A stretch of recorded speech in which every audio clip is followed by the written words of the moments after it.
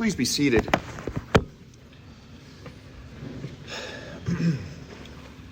Earlier this week, on Tuesday, I went to visit a patient of mine, a 41-year-old man who is dying of pancreatic cancer.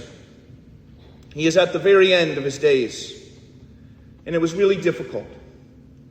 He will be survived by his wife and 2 young children and his mom. His childhood friend was there too, caring for him. He told me that later they might try to go to Target to look at some Teenage Mutant Ninja Turtles. The toys, you know. And you might think that they were doing that because maybe my patient was suffering some kind of delirium or something. But you know, that's not the way he was. He loves still the Teenage Mutant Ninja Turtles at 41. And so his friend was trying to give him one last experience of that. He still has the spirit and fun of the boy he once was. We could smile about that, but it was also devastatingly sad to see this young man dying. And I hate to turn a story like that into something about me, but it did make me think about my own life. It made me think about the fact that my hair is graying. And lest I forget that fact, my patients will often point it out to me. And it made me think about my own children. My son who is about to graduate, my daughter who is about to get married. About all 3 are growing into adulthood. Life is short. And it can sometimes feel like we don't have that much time. And so it matters how we spend that time. Now, Marge and I were walking yesterday, just the 2 of us. Maybe a little like the 2 on the road to Emmaus. And maybe there was a 3rd. I don't know. But it just looked like the 2 of us. And we brought up the whole life is short idea. And we said to ourselves, you know, unfortunately, while that is a very wise saying, it can also be anxiety-provoking in its own way.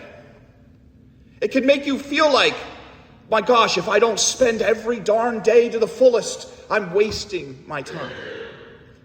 Because, you know, sometimes we have to rest, right? Psalm 23. He leads me beside still waters. Sometimes we're tired. And we're too tired to figure out how to make this day fuller than the last day. Because sometimes we have to take time to mourn and to grieve. That is the Paschal mystery. Now, you have maybe heard me use that term before, that term Paschal mystery before, but I'll explain it again. Paschal means Passover, and the Paschal mystery is the Christian Passover, and it's the whole story from Good Friday to Easter Sunday, to the 40 days of the Easter season, to Ascension, and the last 10 days of the Easter season to Pentecost. It's the death, it's the rising, it's the mourning and the grieving, it's the letting go at the Ascension, and it's the coming of the Spirit. That Paschal mystery is the pattern of our lives. There's a famous spiritual writer named Ronald Rolheiser, and he puts it this way: daily, we must undergo the Paschal mystery. Today is, like I said, Good Shepherd Sunday. It's our feast day. Many churches, they're named after saints like St. John or St. Elizabeth or St. Luke's. But we are named for Good Shepherd, and we are the sheep. Now, being a sheep can sometimes get a bad rap. You remember during the pandemic, there were some who disparaged those who were wearing masks or getting the vaccine or taking Paxlovid. They were sheep. They were following the wrong shepherd. They were following maybe Big Pharma or something. Now, I have to say that many of those same commentators wanted you to instead become sheep of their sheepfold and buy whatever they were selling. But that is a different story. Today, we're embracing being sheep of this new sheepfold. And Jesus is the shepherd, the good shepherd. But today he says something kind of strange, I think. He says he's also the gate. So he's the good shepherd and the gate. So it seems kind of strange. So what does he mean? Now I will tell you, there is a story that you can find about a shepherd who lies down at night in front of the entrance of the sheepfold or the sheep pen. And his body actually becomes the gate that keeps the sheep inside and safe at night. But I think it's probably true that it seems like he's kind of mixing metaphors a little bit here. Jesus is the gate, and the gate is the way to the pasture, and the pasture is new life and full life. So what does that mean?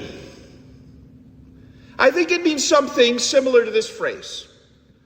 Unless a grain of wheat falls to the ground and dies, it remains a single seed.